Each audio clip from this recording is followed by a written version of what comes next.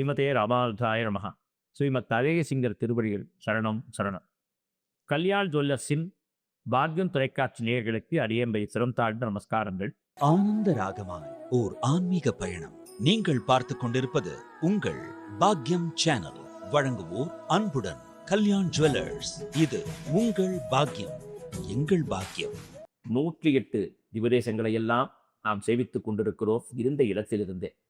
அதிலே மிகச் சிறப்பு வாய்ந்த ஒரு திவ்யதேசம்தான், அற்புதம் செறிந்த திவ்யதேசம்தான் திருவள்ளூர் என்று சொல்லக்கூடிய திரு எவ்வுள் என்று சொல்லக்கூடிய அற்புதமான ஒரு திவ்யதேசம்.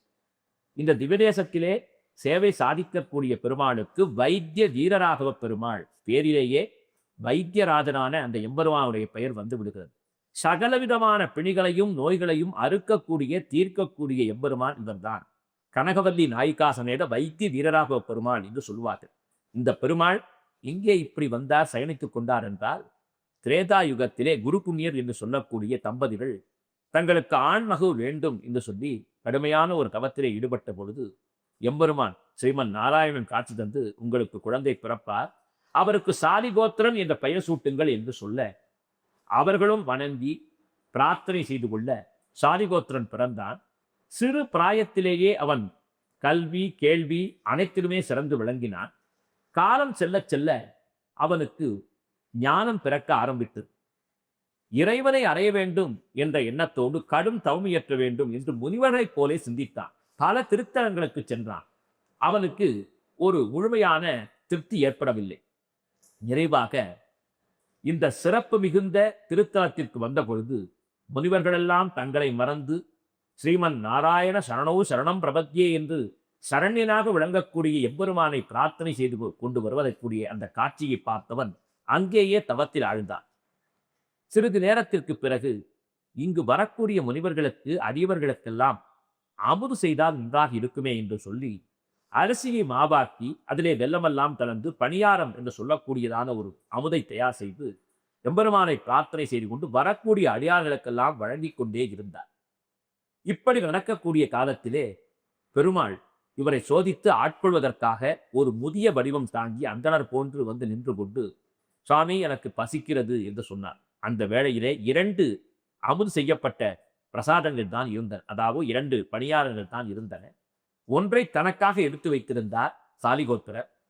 அந்த சந்தர்ப்பத்திலே முதியவர் ஒருவர் பசிக்கிறது என்று கேட்டவுடன் ஒரே ஒரு பிரசாதத்தை அவரிடத்திலே தர, அதை சாப்பிட்டு விட்டு மீண்டும் சுவையாக இருக்கிறது, மற்றொன்று இருந்தால் தாருங்கள் இருந்தவுடன் தான் சாப்பிட வைத்திருந்ததையும் அவருக்கே தந்துவிட்டார். சாப்பிட்டவுடன் என்ன செய்ய வேண்டும்? உண்டவனுக்கு கண்டிப்பாக களைப்பு வந்துவிடும்.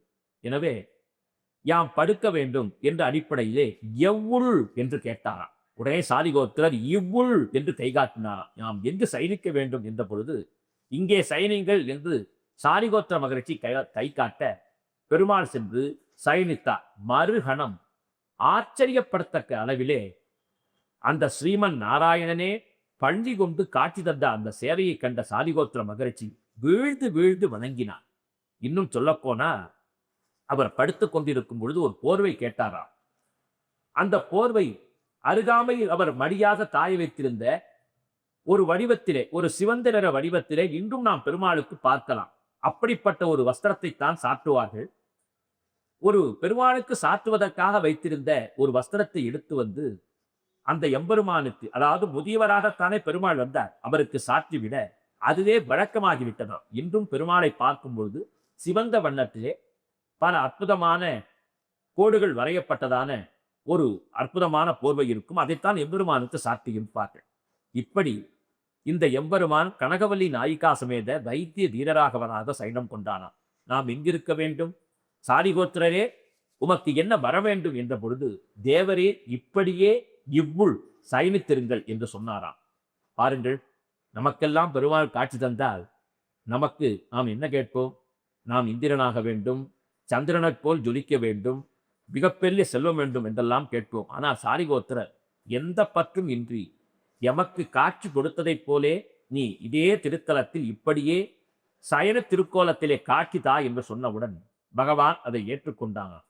எனவே இன்றும் சாலிகோத்திர மகிழ்ச்சியின் தலையிலே கை வைக்க வண்ணம் எம்பெருமான் இந்த திருத்தலத்திலே அருள் புரிகிறார். சாரிகோத்திர மகிழ்ச்சியின் தலையிலே எம்பெருமான் ஆசீர்வதிப்பதைப் போல கர்ப்ப கிரகத்திலே அருள்பாலிக்கிறான். ஞான முத்திரை காண்டி ஞான முத்திரையோடு ஒரு அற்புதமான தத்துவத்தை உணர்த்துவதாகவும் எம்பெருமானுடைய காட்சி அமைகிறது. முக்கியமாக சொல்லும் பொழுது இந்த திருத்தலத்திற்கு திருமங்கை ஆழ்வார் பாசுரங்களை அருளுகிறார். மிகச் சிறப்பு மிகுந்த 12 பாசுரங்கள் இந்த திருத்தலத்திற்கானது என்றே நாம் சொல்ல வேண்டும். அதி உன்னதமான வகையில் சொல்லும் பொழுது இந்த திருத்தலத்து எம்பெருமானை தொழுதவர்கள் மது கைடவர்கள் பிரம்மா சிவபுரான் ஆகியோர் இந்த எம்பெருமானை சேவித்து விட்டு வரும் பொழுது வாசலிலேயே, அதாவது பெருமாளுடைய பிராகாரத்திலேயே விநாயகர் அமர்ந்திருப்பதையும் நாம் பார்க்கலாம். இப்படி ஒரு ஆச்சரியமான திவதேசம். இந்த திவதேசம் திருவள்ளூர் என்று சொல்லக்கூடிய திவதேசம் அகோபில மடத்தின் ஆச்சாரியருக்குரியது, அதாவது அகோபில மடத்தின் நிர்வாகத்தில் இருக்கக்கூடியது என்பதை நாம் இங்கே உணர வேண்டும். எனவே அகோபில மடத்தின் ஸ்ரீ அழகிசிங்கர் ஜி.எஸ். சுவாமிகளுக்கு அற்புதமான மரியாதைகளை எல்லாம் இங்கே செய்வார்கள். பிரம்மோற்சவம் நடைபெறக்கூடிய காலத்திலே சுவாமி எழுந்தருள்வார். அவருக்கு எம்பெருமானுடைய மரியாதைகள் எல்லாம் கிடைக்கும். அப்படிப்பட்ட ஒரு திவதேசத்திலே என்ன சிறப்பு? இந்த எம்பெருமான் வைத்திய வீரராகவன், வைத்தியத்திற்கு அதிபதி. மகான் ராகவேந்திரர் சொல்கிறார், யாரேனும் ஒரு நோய்வாய்ப்பட்டிருந்தால், நெடுநாளைக்கு அது தீராமல் இருந்தால், இந்த சேத்திரத்துடைய புஷ்கரணியிலே சென்று வெள்ளத்தை கரைக்க வேண்டும். அது மட்டுமல்ல, இந்த பெருமாளை பிரார்த்தனை செய்து கொண்டு உப்பு மிளகு போன்றவற்றை எல்லாம் அங்கே சமர்ப்பித்து விடலாம். அதாவது குளத்தில் அல்ல, அந்த ஆலயத்திலே அதற்கான ஒரு பகுதியிலே சேர்ப்பித்து விடலாம். மிகப்பெரிய நோய் ஈக்கக்கூடிய திருத்தலம். தன்வந்திரிக்கெல்லாம் தன்வந்திரியாக விளங்கக்கூடிய பெருமாள் என்பதால் வைத்தியராஜனாக, வைத்திய வீர ராகவனாகவே அற்புதமாக சயனம் செய்து கொண்டிருக்கிறார் இந்த எம்பெருமான். முக்கியமாக உடம்பிலே மறு வருகிறது, கட்டி வருகிறது. அதிலிருந்து விடுபட முடியவில்லை என்றால் இந்த பெருமாளை பிரார்த்தனை செய்து கொண்டால் போதும், அந்த பிரச்சனை எல்லாம் நீங்கிவிடும். நோயற்ற வாழ்வே குறைவற்ற செல்வம் என்பார்கள். அப்படிப்பட்ட நோயற்ற வாழ்வை வழங்கக்கூடிய வைத்திய வீரராகவனை, அவன் நாயகியான் கனகவல்லியை சேவித்தாலே நம் வாழ்வில் நிறைவான செல்வமும் நீண்ட ஆரோக்கியமும் அற்புதமாக நமக்கு கிடைக்கும். அதை அருளக்கூடிய வைத்திய வீரராக பெருமானின் திருவடிகளுக்கு பல்லாண்டு பல்லாண்டு. ஆனந்த ராகமாய் ஓர் ஆன்மீக பயணம். நீங்கள் பார்த்து கொண்டிருப்பது உங்கள் பாக்யம் சேனல். இது உங்கள் பாக்யம், எங்கள் பாக்கியம். வழங்குவோர் அன்புடன் கல்யாண் ஜுவல்லர்ஸ்.